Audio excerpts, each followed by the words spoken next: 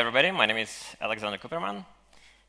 Thanks for the introduction. I'm a senior smart contract developer at Valerie, building on the Olas stack, and I'm super excited to talk about overcoming complexities while building the AI agent app store called PoAA.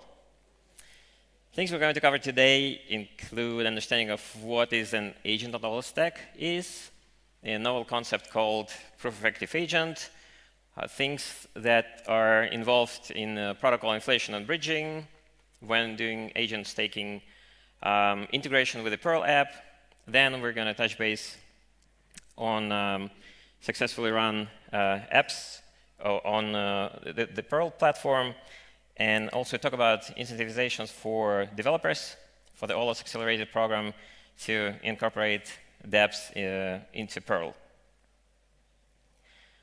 Olas agents are essentially programs run on-chain, computation-wise, computing stuff, communicating on-chain, with specific set of parameters and skills represented by NFT-backed metadata configuration. Agents have access to required resources and are defined using the following key parameters.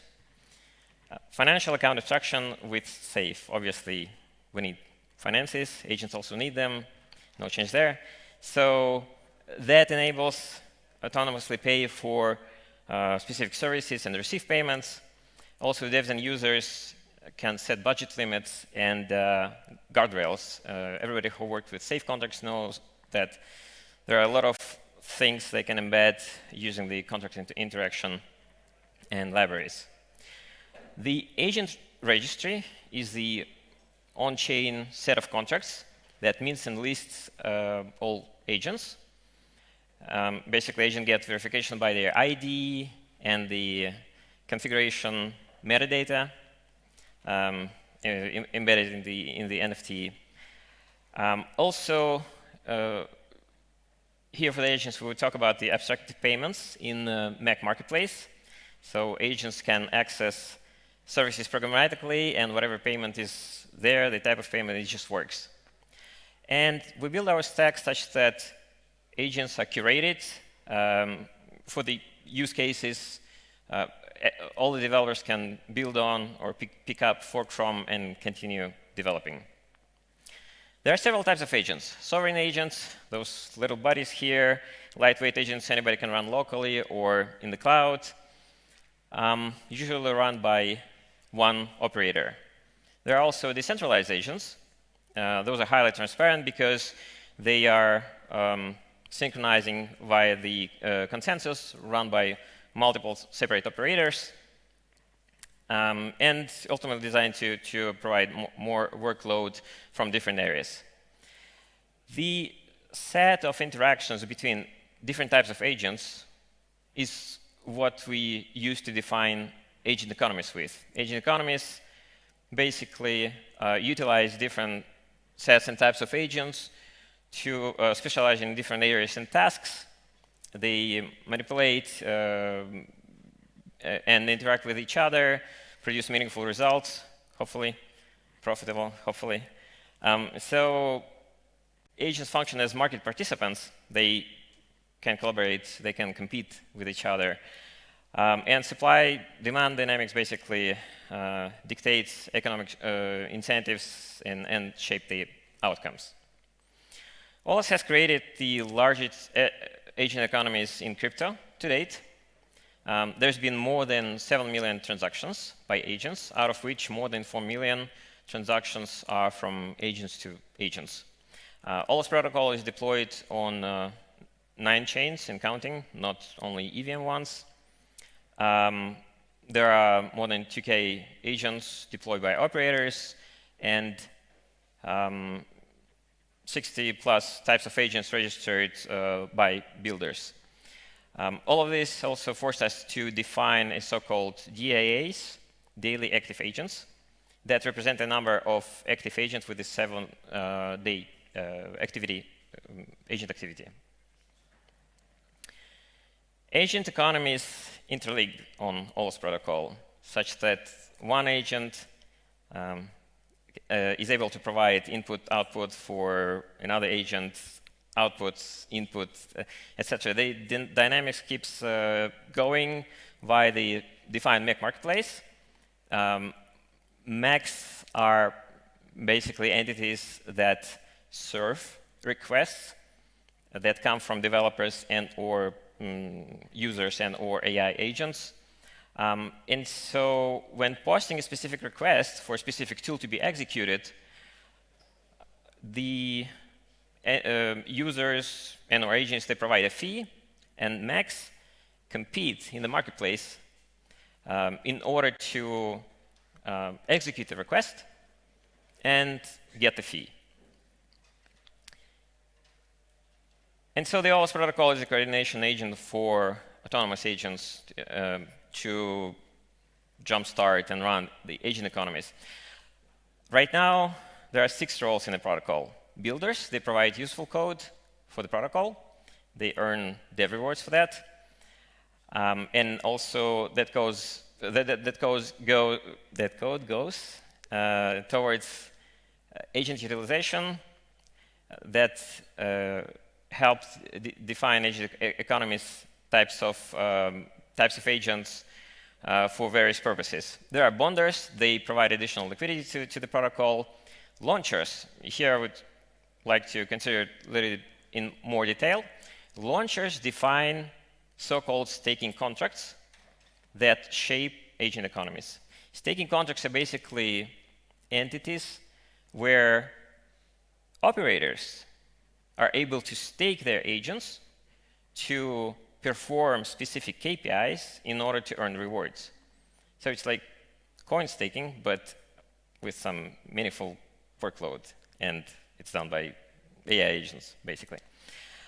Then there are contributors. They earn points and now also rewards via staking. This helps us to promote the network and the protocol. And there are governors. Last but not least, they lock protocol tokens in order to get voting power, to vote for different incentives, and also for obviously staking contracts that need to be subsidized by the protocol. And so basically, everything runs around the utility token called Olas that drives the protocol, from governing decision-making on the protocol itself to understanding which staking contracts need to get inflation and be distributed onto defined staking contracts such that those can perform in agent economies meet the KPIs and basically earn rewards. We call the agent activity paradigm as proof of active agent. Basically, that gives the proof that agent is indeed active, and also, in principle, is economically aligned with the protocol objectives and or other economies. Self-sustained and well-supported economies can obviously jumpstart their own economies, and that flywheel of economies keeps on going, can go infinite number of layers deep and even come back to the primary agent economy where it was launched. So here's a little bit more technical stuff about minting and bridging associated with agent staking. So since everything needs to work seamlessly and autonomously, the only starting point is governors having voting tokens to vote for specific staking contracts. And after that, the inflation is correspondingly minted to subsidize staking contracts. Since the majority of those sit on different chains outside of the governing chain, then the connection goes via a different set of contracts, ultimately leading to bridging. And bridging is something very interesting.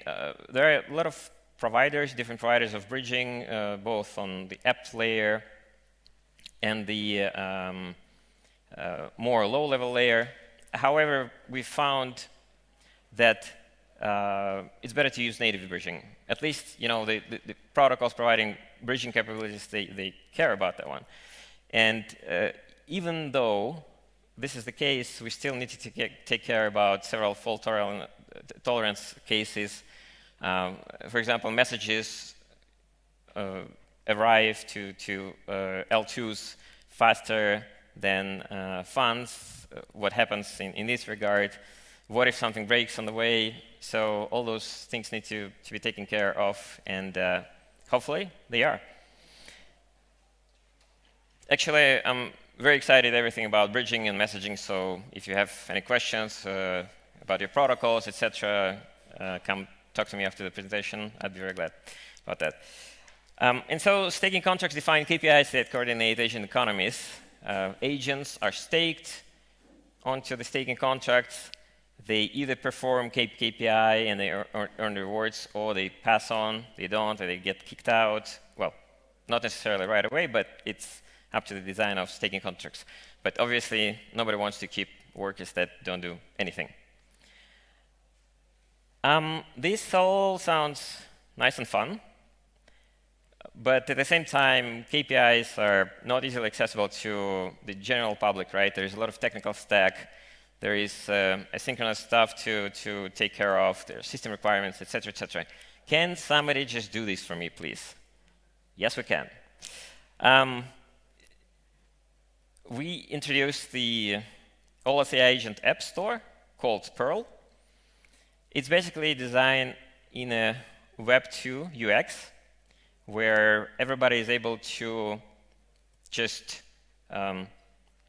get the AI agent working for them, participating in agent economies, performing KPIs, earning rewards, and so on.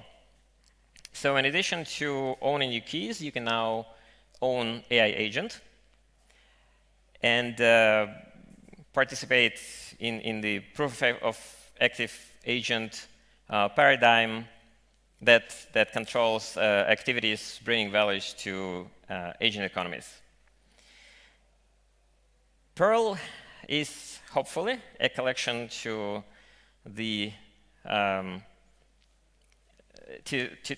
stack that is being developed today and currently enhanced. It's based on 3 key principles. Let me please read those. Own your keys, own your coins. This is a well-known one, but with Pearl, in addition to that one, I've mentioned that already, you are also owning your assets as AI agents. Own your weights, own your brain. Agents reflect your preferences and strategies. The models are part of your personal stack, and agents also learn on that stack and keep on enhancing their performance. Own your code, own your destiny. This one is very important because through open service definition and programmable autonomy, users shape and co-own the AI services of tomorrow. As you know, lots of companies, they prefer to keep their AI models private. We believe it's not the case. The same is for decentralized assets. And so we believe that the AI power better to be co-owned as well. Let's talk about some of the examples that currently operate on the Pearl ecosystem. First one is Olas Predict. Basically, there is an interaction of different agents. The prediction agent looks for prediction market opportunities. Other agents make intelligent predictions. Then the Max provides smart bets to traders using the marketplace, basically, so traders can get a quote and get requests executed about possible trades. if everything goes well, they earn rewards. If not, oh well, at least you earn rewards also from staking an agent, right? That does acts with the prediction markets. Olas Predict is Olas's largest agent economy. It's out of all the, for example, Gnosis chain transactions, 50% plus are executed by Olas Predict. And so there are 5 roles: market creators, they observe markets, create prediction markets, set capital, market closers, symmetrically close those, collect rewards, prediction markets, observe prediction markets, and provided information for researchers, which are mechs. Those use AI tools that provide possibilities for predictions, and traders obtain those in order to make a decision whether to bet on something or not. Another successfully integrated app is called Agents.fun. It started as a launchpad for coins at some point, where I mean, it's a well-known concept right now, right? It's still in high demand. Everybody can summon their coin, then heart it, then unleash at some point. However, this app quickly morphed into the AI influencer interaction app, where agents just have fun, react on each other's tweets, launch coins as well, interact with different messages, basically having fun. Everything like average degenerates would do, but just that they do it for us, right? And we own them, and we earn rewards by them doing so. And hopefully providing also some interesting insights and launching coins. I mean, let's see what happens. Another example is the Modius agent. This is a personalized portfolio manager that operates on the Mode network. Basically, the AI agent that tracks your portfolio using several DEX resources. And obviously, the idea there is to keep the portfolio growing. This is an example of how the Modius portfolio manager looks like. The assets and the DEX is basically used. Also, still under active development, but there is the Modius strategy control, where users or agents are able to provide the feedback to the Modius agent, for example, change the strategy using such and such parameters, etc. And Modius strives to adjust the strategy according to that. Another agent which is under development right now, Optimus, that agent looks like Modius, and it really is. It just operates on more networks on Mode Optimism base, and probably more. Also actively manages your personal portfolio with the idea to perform better on the markets. One thing I wanted to mention about Pearl AI Agent App Store is that I've mentioned that we try to create the Web2-like UX, but also Pearl abstracts all the crypto complexities from the users. They just need to know about, I don't know, how to send coins from one address to another, because we try to take care of other crypto complexities like bridging, like wallet management, ramping on, while basically maintaining the self-custody. And user just needs to provide initial funds in basically the quantities that are written on a specified address, and Pearl takes care of everything else, including bridging at the same time. Also, I wanted to mention here that bridging is a very sensitive topic. There are a lot of, literally, like we're working on it right now, there are a lot of bridging providers, even more via the APIs, but again, always have a plan to fall back to native bridging, because you never know. Like services tend to crash sometimes, RPC issues, I don't know, somebody logged off the server by mistake, etc., etc. So we invite you to download Perl, play with it, and for developers specifically to integrate. And in order to incentivize developers, Olas protocol attributes funds to build their dApps and integrate in the Perl ecosystem in order to increase and enhance agentic economies. And here's for the co-owned AI, hopefully bright future. Thank you so much. Let me know if you have any questions, if we have time for that.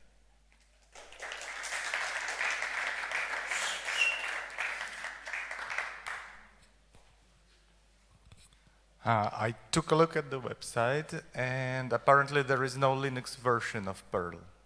Why is that? There's no Linux version. It's well, how many people will do it from source?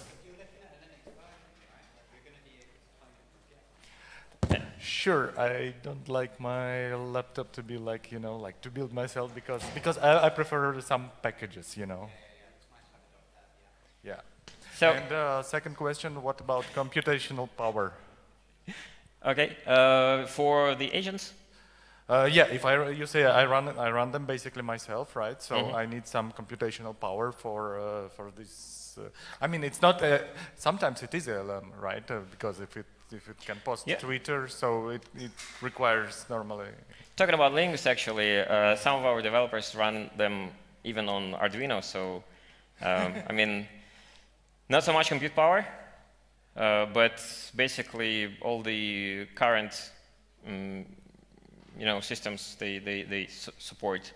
It's probably some interaction is going to go slower, obviously, with the resources. The stack is written on, the off-chain stack is written mostly on Python, and the on-chain stack is basically provided by your internet connection or RPC. So that also tends to misbehave sometimes, but we're actively looking for those solutions. Okay. Okay, we have time for another question if someone has one. No. Okay, thank you so much. It was it was a lovely talk. Thank you so much. Thanks so much. Please, a round of applause.